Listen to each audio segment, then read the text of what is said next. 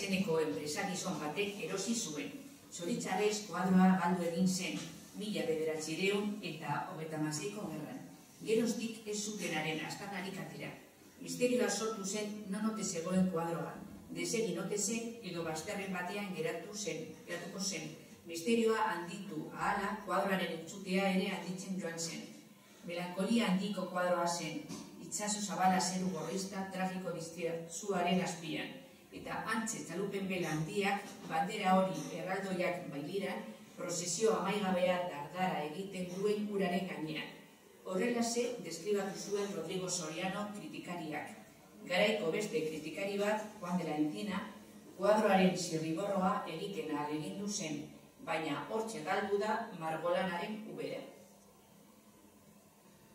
Behin baina gehiagotan esan izan diot neure buruari ez legokeela gaizki koadroren inguruko intrigazko novela bat idaztea. Baina niri, benetan, beste misterio batek galarazten dit osasuna. Aste santua bazen, nola pinta zitzakeen Egaruse txalupak?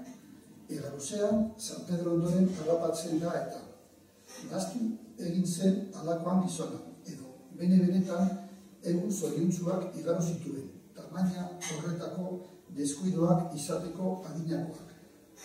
Dario da Begoiozen ondotik, pintore ugari urreratzen zen, itsasaldeko harri horren peskizan. Hori gerra zibila hasi zen arte. Gustukoen zuten ikuspegia zuri zaharra dena zen, zuri aurre anaiek, Giardek eta Aurelio Artetak berak bizera eraman zuten.